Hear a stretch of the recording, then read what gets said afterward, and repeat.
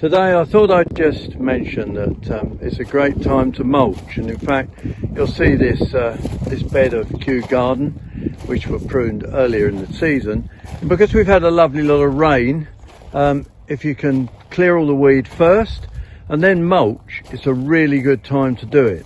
And you can see we've used a fairly heavy mulch of bark, and that will hold the moisture in, which will save us having to most likely water these roses hardly at all this summer period.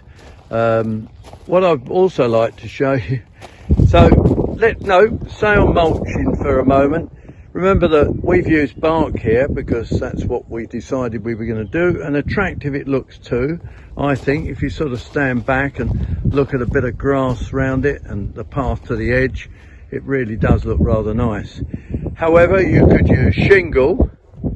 You could even be like a Bob Flowerdew and use old carpets as mulch around your roses and plants, and you could also use a shredded paper.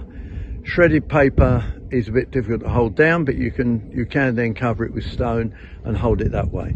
I prefer using something like a bark. You can use composted bark, you can use bark, you could use compost.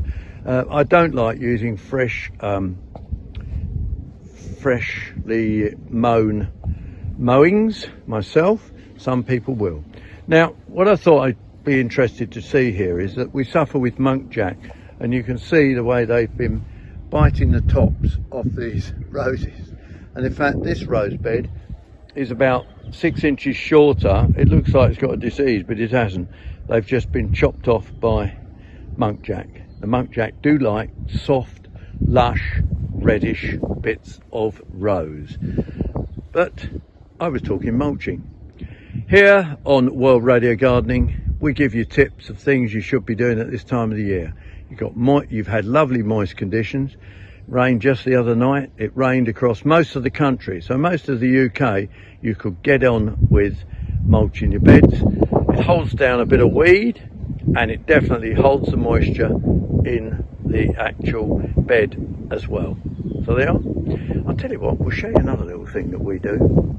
It's a tree. Now, so many people in lawns strim against their trees. We don't. We put piles of bark. Put piles of bark. All you have to do is push the bark in, mow round it, and it's as simple as that. So there are. Tips from Ken here on World Radio Gardening. Oh, let's just have a final look at those rose beds. They do look nice. Go on, get out there, get gardening.